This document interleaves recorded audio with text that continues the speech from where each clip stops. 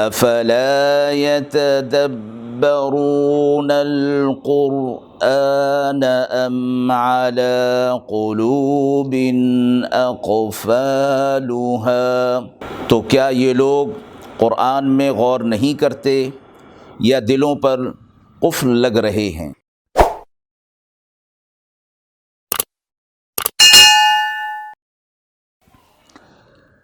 بسم اللہ الرحمن الرحیم۔ السلام علیکم ورحمۃ اللہ۔ ناظرین کرام، قرآن مجید کے پاروں کے خلاصے کے اس پروگرام میں آج پارہ نمبر 16 کا خلاصہ پیش خدمت ہے۔ سورہ کہف جو کہ پارہ نمبر 15 سے شروع ہوئی تھی، اس پارہ میں بھی جاری ہے۔ اس کے بعد سورہ مریم اور سورہ طٰہٰ ہیں جو کہ اسی پارے میں مکمل ہو رہی ہیں۔ اس پارے میں کل 17 رکوع ہیں۔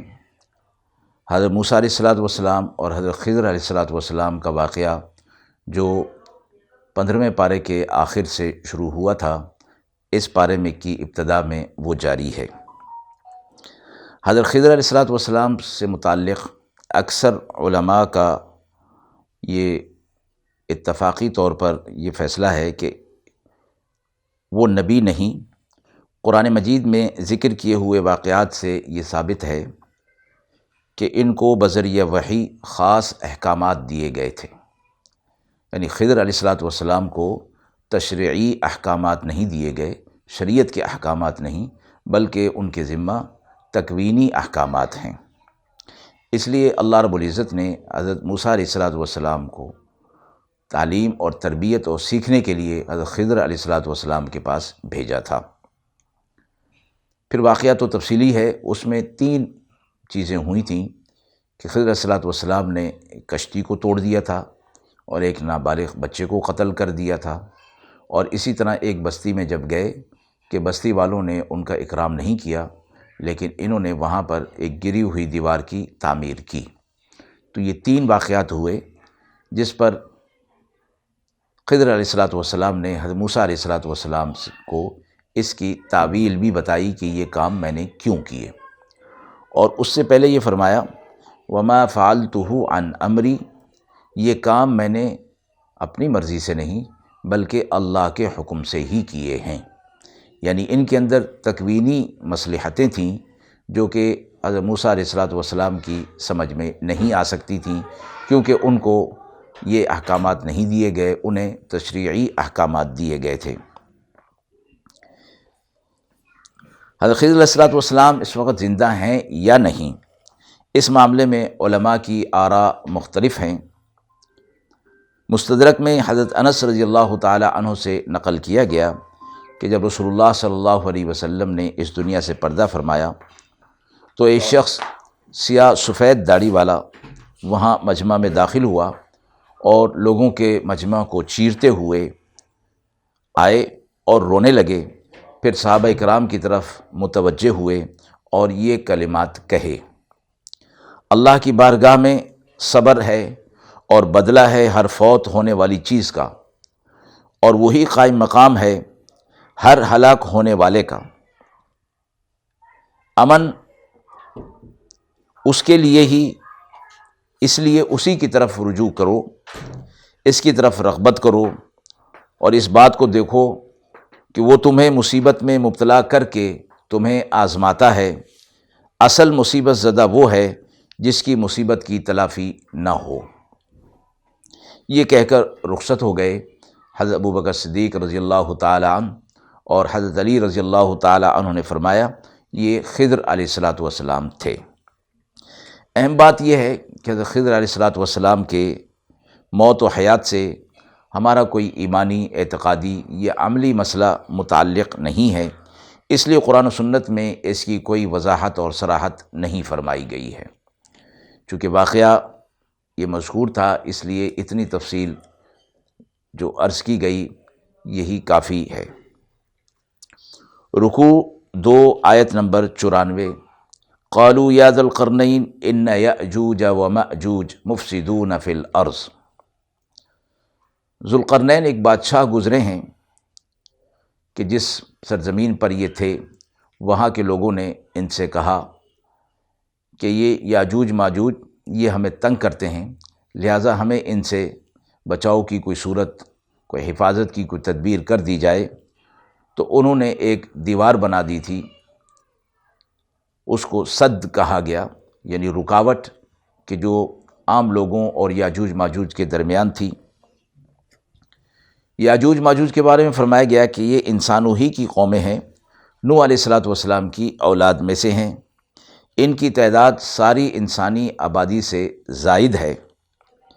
بخاری میں روایت ہے حضرت ابو سعید خدری رضی اللہ تعالی عنہ سے کہ آپ صلی اللہ علیہ وسلم نے فرمایا، بیت اللہ کا حج اور عمرہ یاجوج ماجوج کے خروج کے بعد بھی جاری رہے گا۔ رکوع 3 آیت نمبر 103، قل هل ننبئکم بالاخسرین اعمالا۔ کچھ لوگ اعمال کو، یعنی اپنے برے اعمال کو، غلط اعمال کو نیک سمجھ کر اس پر محنت اور کوشش کرتے رہتے ہیں، مگر اللہ کے نزدیک ان کے اعمال کی کوئی قدر نہیں ہوتی۔ اور فرمایا کہ یہ کون سے اعمال ہیں؟ یہ صورت دو چیزوں سے پیدا ہوتی ہے، فساد اعتقاد اور ریاکاری۔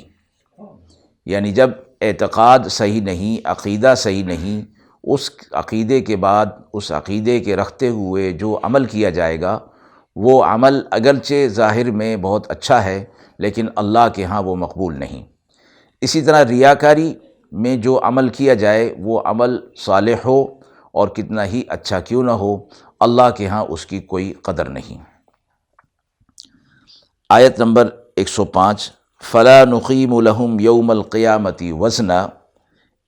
ایسے ہی لوگوں کے بارے میں فرمایا گیا کہ جن کا اعتقاد ٹھیک نہیں اور جو ریاکاری کر کے اپنے اعمال کرتے ہیں اور سمجھتے ہیں کہ ان کے اعمال بہت وزنی ہوں گے اور ان کے اعمال اجر اور ثواب والے ہوں گے، فَلَا نُقِيمُ لَهُمْ يَوْمَ الْقِيَامَةِ وَزْنًا۔ قیامت کے دن ان کے اعمال کا کوئی وزن نہیں ہوگا، کسی شمار میں ان کے اعمال نہیں ہوں گے، اور وہ وہاں حسرت پائیں گے کہ ہم دنیا کے اندر اعمال کر رہے تھے لیکن آج ان اعمال کا کوئی ہمیں ثواب اور اجر نہیں مل رہا۔ اس کے بعد سورہ مریم شروع ہو رہی ہے جو کہ مکی صورت ہے۔ سورہ مریم میں واقعات عجیبہ بیان ہوئے ہیں جیسے کہ سورہ کہف میں بیان ہوئے تھے۔ رکوع نمبر 4 آیت نمبر 3، نداء خفیہ۔ حضرت زکریا علیہ الصلوۃ والسلام کے بارے میں فرمایا گیا کہ انہوں نے اللہ کو پکارا خفیہ طور پر، دل میں آہستہ کے ساتھ۔ یہاں سے دعا کا آہستہ ہونا اور خفیہ کرنا افضل فرمایا گیا ہے۔ آپ صلی اللہ علیہ وسلم نے فرمایا بہترین ذکر خفی ہے، یعنی جو ہلکی آواز میں کیا جائے، اور بہترین رزق وہ ہے جو کافی ہو جائے، ضرورت سے نہ گھٹے نہ ضرورت سے بڑھے، اس رزق کو بہترین رزق فرمایا گیا۔ آیت نمبر 4، انی وہن العظم منی۔ زکریا علیہ الصلوۃ والسلام نے اپنے ضعف اور کمزوری کا ذکر فرمایا۔ تو یہاں سے علماء مفسرین نے یہ نقطہ بیان فرمایا کہ انسان کو چاہیے کہ اللہ سے جب دعا کرے تو اللہ کی حمد و ثنا بیان کرے، اللہ کی نعمتوں کا شکر ادا کرے اور پھر اپنی حاجت کا ذکر کرے۔ اس طریقے پر دعا کی قبولیت کا قوی امکان ہے۔ رکوع 5 میں حضرت مریم علیہ الصلوۃ والسلام کا واقعہ مذکور ہوا ہے۔ رکوع 6 میں حضرت ابراہیم علیہ الصلوۃ والسلام اور ان کے والد کا مکالمہ مذکور ہے۔ رکوع 7 آیت نمبر 54 میں انہ کان صادق الوعد، اسماعیل علیہ الصلوۃ والسلام کے بارے میں فرمایا گیا کہ وہ سچے تھے اور اپنے وعدے کو پورا کرنے والے تھے۔ آیت کے اس حصے سے وعدے کی اہمیت واضح ہو رہی ہے، اور فرمایا کہ بلا عذر شرعی اپنا وعدہ پورا نہ کرنا گناہ ہے، اور قیامت کے دن ان وعدوں کے بارے میں پوچھ ہوگی۔ وَأَوْفُوا بِالْعَهْدِ إِنَّ الْعَهْدَ كَانَ مَسْئُولًا۔ اپنے معاہدوں کو پورا کرو، قیامت کے دن اس کے بارے میں تم سے پوچھ ہوگی۔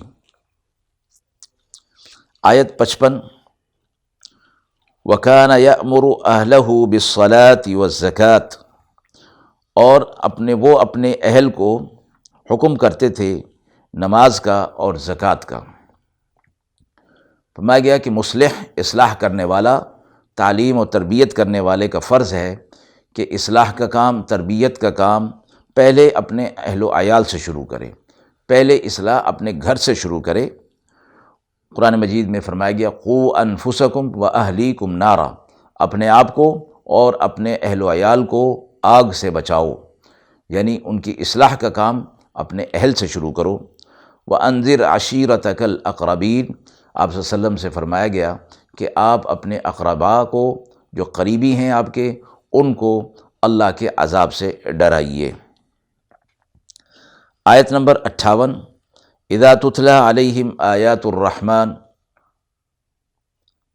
تلاوت قرآن مجید کے موقع پر کسی عذاب کا یا کسی ایسی بات کا آ جانا جو دل پر اثر کرے، اور اس کے بعد آپ دیدہ ہو جانا، آنکھوں میں آنسو آ جانا، پانی آ جانا، یہ سنت ابراہیمی ہے، سنت انبیاء علیہ الصلاۃ والسلام بھی ہے۔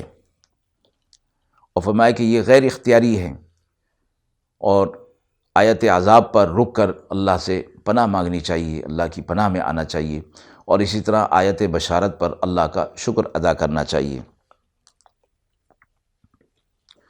نماز میں فرمایا گیا کہ اگر تلاوت کے دوران کوئی ایسی صورت، کوئی ایسی آیت پڑھی گئی جس میں اللہ کے عذابات کا ذکر ہے، آخرت کا ذکر ہے، اور انسان اس کے پڑھنے پر دل پر رقت طاری ہو جائے اور اس میں آپ دیدہ ہو جائے اور اس میں رک جائے، وقفہ آ جائے، تو اس صورت میں سجدہ سہو لازم نہیں ہوتا، کیونکہ یہ امر غیر اختیاری ہے، لیکن اس پہ قابو پانے کی کوشش ہونی چاہیے۔ آیت نمبر 59، اضاعوا الصلاۃ، نماز کو ضائع کرنا، فرمایا کہ بہت بڑا گناہ ہے، اور یہ منافقین کی نشانی میں فرمایا گیا ان المنافقین یخادعون اللہ واذا قاموا الی الصلاۃ قاموا کسالى، کہ جب وہ نماز کے لیے کھڑے ہوتے ہیں تو سستی کرتے ہیں، نماز پڑھنے میں بھی اور نماز کی ادائیگی میں بھی سستی کرتے ہیں۔ تو اضاعوا الصلاۃ، نماز کو ضائع کرنا گناہ ہے۔ واتبعوا الشہوات، اور شہوات کی اتباع کرنا، خواہشات کی پیروی کرنا، فرمایا ایسی لذتوں میں پڑ جانا کہ جو لذتیں انسان کو اللہ کے ذکر سے، اللہ کے یاد سے غافل کرتی ہیں، تو وہ وعید اس میں شامل ہے۔ آیت نمبر 62، وَلَهُمْ رِزْقُهُمْ فِيهَا بُكْرَةً وَعَشِيًّا، حضرت انس بن مالک رضی اللہ تعالی عنہ سے روایت ہے کہ انہوں نے یہ آیت تلاوت فرما کر یہ فرمایا کہ اس سے معلوم ہوتا ہے کہ مومنین کا کھانا دن میں 2 مرتبہ ہے، صبح اور شام۔ حکیم سعید مرحوم رحمۃ اللہ علیہ فرماتے تھے کہ انسان کے جسم کے لیے صبح کا کھانا اور شام کا کھانا کافی ہے، دوپہر کا کھانا اس کے جسم کی ضرورت نہیں ہے۔ رکوع نمبر 8، آیت نمبر 73، ای الفریقین خیر مقاما، دنیا کی چند روزہ نعمتیں، مال و دولت نہ اللہ کے نزدیک مقبول ہونے کی علامت ہیں، اور نہ ہی یہ چیزیں کسی کی ذاتی کمال کا نتیجہ ہوتی ہیں، بلکہ یہ سب اللہ کی طرف سے ہے، اللہ کا فضل جس پر ہو جائے۔ اور فرمایا کہ دنیا کے اندر مخلوق ہونے کے اعتبار سے تو غیر مسلم بھی اللہ کے پیدا کیے ہوئے ہیں، اور اللہ نے ایک حکمت اور مشیت کے تحت اگر دنیا میں ان کو کچھ دے دیا ہے تو اس پر اہل ایمان کو فرمایا گیا کہ یہ اللہ کے ہاں ان کے مقبول ہونے کی دلیل نہیں، اور اگر تمہیں کچھ نہیں دیا گیا تو اللہ کے ہاں تمہارے غیر مقبول ہونے کی بھی یہ دلیل نہیں ہے۔ رکوع 9، آیت نمبر 96، سَيَجْعَلُ لَهُمُ الرَّحْمَنُ وُدًّا، ایمان اور عمل صالح والوں کی دوستی اور محبت اللہ کی طرف سے ہوتی ہے۔ جو شخص ایمان اور عمل صالح پر اپنی زندگی کو گزارتا ہے، اللہ تعالیٰ ان کی محبت اور لوگوں کے دلوں میں پیدا فرما دیتے ہیں، یہاں تک کہ ان کی محبت جانوروں اور پرندوں میں بھی پیدا ہو جاتی ہے، اور پھر ایسے لوگوں کے لیے یہ جانور، پرندے، یہاں تک کہ سمندر کی مچھلیاں بھی ان کے لیے دعا کرتی ہیں۔ سورۃ طٰہٰ جو کہ مکی صورت ہے، حضرت ابو ہریرہ رضی اللہ تعالی عنہ سے روایت ہے کہ آپ صلی اللہ علیہ وسلم نے فرمایا، حق تعالی نے آسمان اور زمین پیدا کرنے سے 2000 سال پہلے سورہ طٰہٰ اور سورہ یاسین پڑھی تھی، یعنی فرشتوں کو سنائی تھی۔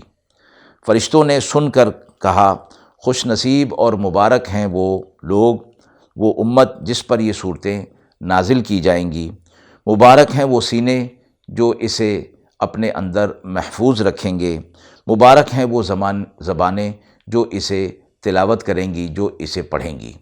تو اس صورت کے بڑے فضائل ہیں، اور اس صورت کی ابتدائی آیات تھیں جو حضرت عمر رضی اللہ تعالی عنہ نے سن لیں اور اس کے بعد وہ ایمان لے آئے۔ رکوع 10 آیت نمبر 12، انی انا ربک فاخلع علیک۔ موسیٰ علیہ السلام کو اللہ رب العزت نے کوہ طور پر بلایا، اور وہاں اللہ رب العزت موسیٰ علیہ السلام سے براہ راست ہم کلام ہوئے، شرف کلامی موسیٰ علیہ السلام کو ملا۔ وہاں اللہ رب العزت نے فرمایا کہ میں آپ کا رب ہوں۔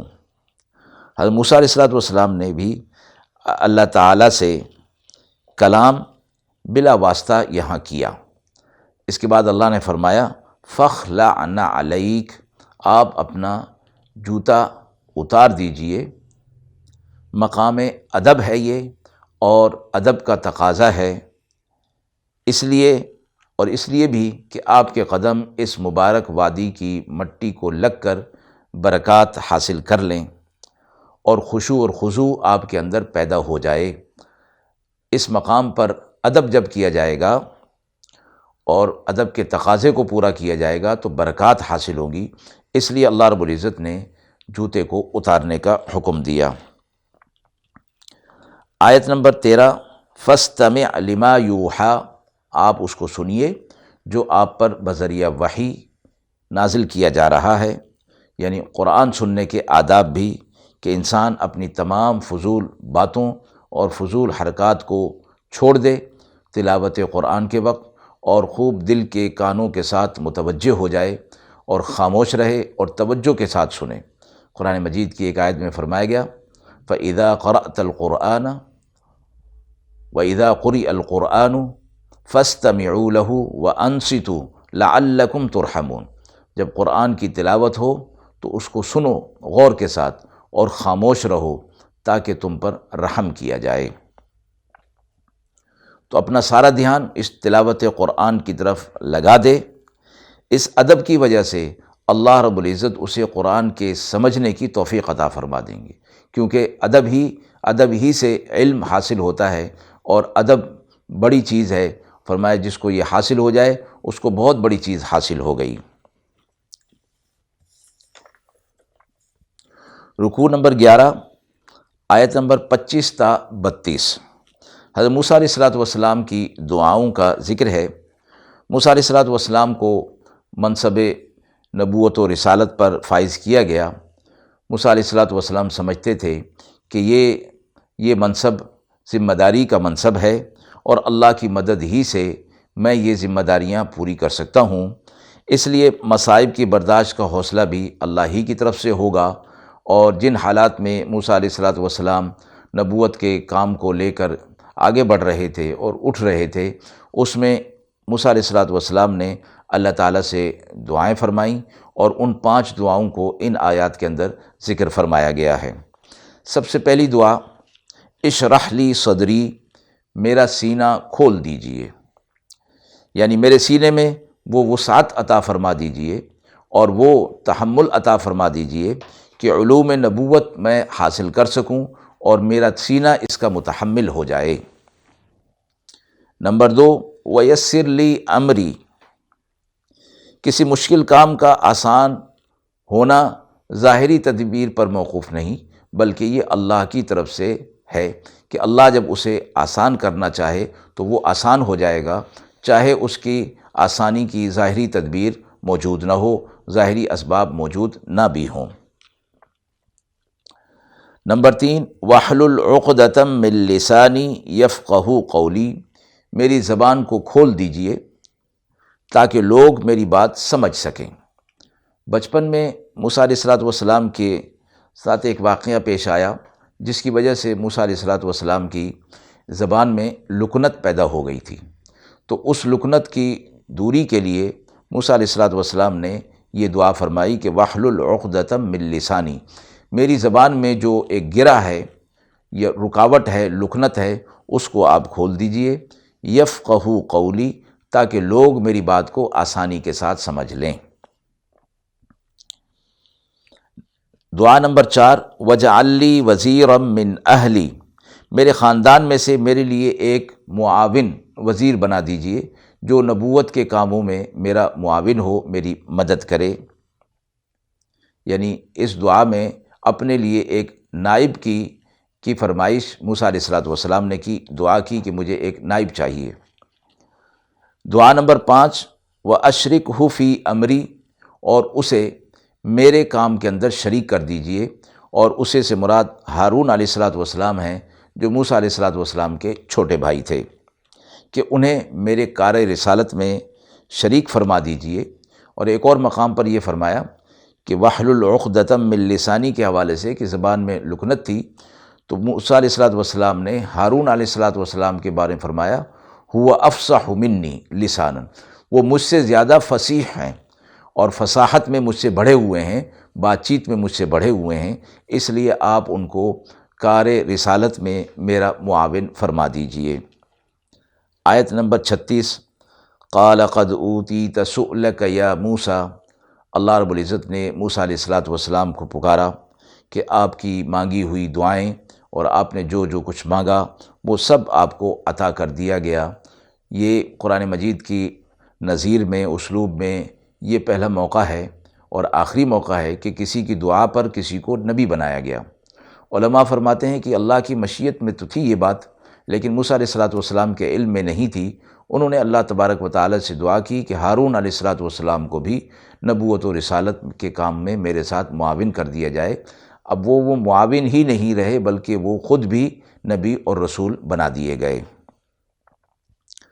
رکوع نمبر 12، آیت نمبر 55، منہا خلقناکم وفیہا نعیدکم ومنہا نخرجکم تارۃ اخری، مشہور دعا ہے کہ جب قبر پر مٹی ڈالی جاتی ہے تو 3 چلو ڈالے جاتے ہیں، 3 مٹھی مٹی ڈالی جاتی ہے، اور تینوں کے ساتھ یہ پڑھا جاتا ہے۔ پہلی میں منہا خلقناکم، دوسری میں وفیہا نعیدکم، اور تیسرے میں ومنہا نخرجکم تارۃ اخری، یعنی ہم نے تمہیں اس مٹی سے پیدا کیا، اسی مٹی میں ہم نے تمہیں لوٹا دیا، اور قیامت کے دن اسی مٹی سے ہم تمہیں دوبارہ اٹھائیں گے۔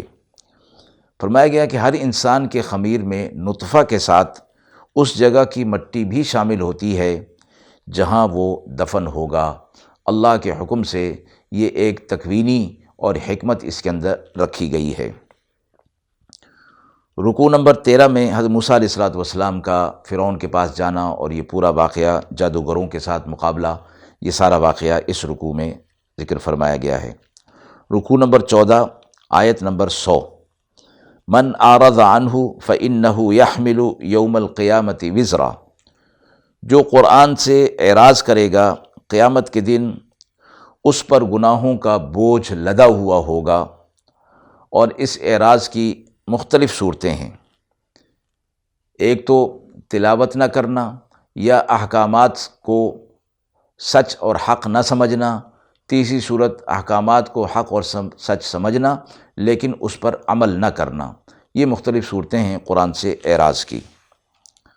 رکوع نمبر 15، آیت نمبر 114، وَلَا تَعْجَلْ بِالْقُرْآنِ، قرآن کے پڑھنے میں جلدی نہ کیجیے۔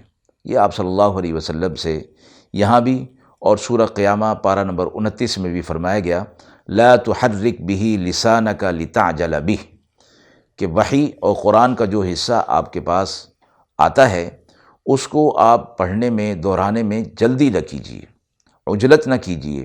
آپ صلی اللہ علیہ وسلم جبریل علیہ السلام کے آنے کے بعد، وحی لانے کے بعد اس کو جلدی زبان پر پڑھا کرتے تھے تاکہ وہ الفاظ اور وہ وحی زبان پر جاری ہو جائے اور جبریل علیہ السلام کے جانے کے بعد وہ مجھ سے بھول نہ جائے۔ اللہ رب العزت نے اس آیت میں اور سورہ قیامہ کی آیت میں یہ فرمایا کہ آپ جلدی نہ کیجیے بلکہ ورتل القرآن ترتیلا، قرآن کو ٹھہر ٹھہر کر اور اچھے انداز میں مخارج کے ساتھ اس کو پڑھا جائے۔ رہی یہ بات کہ آپ کی زبان مبارک پر یہ جاری ہو جائے، آپ کے دل مبارک میں یہ چیز آ جائے، فرمائی یہ ہمارا کام ہے۔ ان علینا جمعہ وقرآنہ فاذا قرأناہ فاتبع قرآنہ ثم ان علینا بیانہ، اس کو آپ کی زبان مبارک سے جاری کرا دینا اور اس کو آپ کے دل کے اندر جما دینا، یہ ہمارا کام ہے۔ ولا تعجل بالقرآن، عجلت نہ کی جائے۔ وقل رب زدنی علما، اے میرے رب میرا علم بڑھا دیجیے۔ ہمیں علم کی زیادتی کی دعا آپ صلی اللہ علیہ وسلم کو بھی سکھائی گئی اور اہل ایمان کو بھی فرمایا گیا کہ وہ علم جس کے حصول کا وہ فرض کیا گیا ہے کہ طلب العلم فریضۃ علی کل مسلم و مسلمہ، کہ ہر مسلمان مرد اور عورت پر علم کا طلب کرنا فرض ہے۔ اور قرآن مجید کی پہلی وحی اقرأ بسم ربک الذی خلق، علم کی اہمیت پر اس بات کی دلیل ہے کہ اللہ کے ہاں علم کی بڑی اہمیت ہے۔ آپ صلی اللہ علیہ وسلم کو اولین اور آخرین کا علم عطا فرمایا گیا، لیکن اس کے باوجود فرمایا کہ آپ اللہ سے دعا کیجئے رب زدنی علما، اے میرے رب میرے علم میں اضافہ فرما دیجئے۔ اس میں قرآن کا یاد رکھنا اور اسے سمجھنے کی توفیق اور اسے دوسروں تک پہنچانا، یہ سب اس دعا کے اندر شامل ہے۔ رکوع نمبر 16 آیت نمبر 115، لغزش آدم کے حوالے سے فرمایا گیا کہ آدم علیہ السلام بھول گئے تھے، فنسیا ولم نجد لہ عزما، وہ بھول گئے تھے۔ چونکہ بھول اور نسیان غیر اختیاری امر ہے، اس لیے اسے اللہ رب العزت نے گناہ میں شمار نہیں فرمایا۔ اور اسی طرح اللہ نے فرمایا کہ ولم نجد لہ عزما، ہم نے حضرت آدم علیہ السلام کے دل میں گناہ اور نافرمانی کا عزم نہیں پایا۔ اللہ جو دلوں کے حال جاننے والے ہیں، حضرت آدم علیہ السلام کے دل میں اللہ کی نافرمانی کا ارادہ نہیں تھا، لیکن ظاہری صورت اس کی یہ ہو گئی۔ اس پر تنبیہ کے حوالے سے فرمایا فَتَلَقَّىٰ آدَمُ مِن رَبِّهِ كَلِمَاتٍ فَتَابَ عَلَيْهِ، اللہ نے انہیں چند کلمات سکھا دیے جس سے اللہ نے ان کی توبہ کو قبول فرمایا، اور وہ چند کلمات سورہ اعراف میں مذکور ہیں، ربنا ظلمنا انفسنا وان لم تغفر لنا وترحمنا لنکونن من الخاسرین۔ رکوع نمبر 17 آیت نمبر 132، وَأْمُرْ أَهْلَكَ بِالصَّلَاةِ، اپنے اہل و عیال اور متعلقین کو نماز کی تاکید کا، نماز کی پابندی کا حکم دیجیے۔ اور نماز کی پابندی کی حکمت بھی اس کے اندر بیان فرمائی گئی کہ اس نماز کی پابندی نہیں ہوتی، دنیا کے کام کاج کے اندر لوگ پڑ جاتے ہیں اور اپنے رزق روزی کے پیچھے لگ جاتے ہیں، تو فرمایا گیا لا نسألک رزقا، ہم آپ سے رزق کا سوال نہیں کرتے۔ جو آدمی نماز اور اللہ کی عبادت میں لگ جاتا ہے، اللہ رب العزت اس کے لیے رزق کا معاملہ آسان فرما دیتے ہیں۔ اور ویسے بھی اللہ رب العزت ہی رازق ہیں، رزق کا ذمہ اللہ نے اپنے اوپر رکھا ہے، وَمَا مِن دَابَّةٍ فِي الْأَرْضِ إِلَّا عَلَى اللَّهِ رِزْقُهَا۔ اور ایک آیت میں فرمایا إِنَّ اللَّهَ هُوَ الرَّزَّاقُ ذُو الْقُوَّةِ الْمَتِينُ، اللہ رزاق ہے، قوت والا ہے اور مضبوط ہے۔ تو اسی طرف دھیان ہونا چاہیے کہ اللہ کے احکامات کو، اللہ کی عبادت جس میں سب سے اہم چیز نماز ہے، اس کی طرف متوجہ ہو جانا چاہیے۔ آیت نمبر 135 پر پارہ نمبر 16 مکمل ہوا۔ وآخر دعوانا ان الحمد للہ رب العالمین۔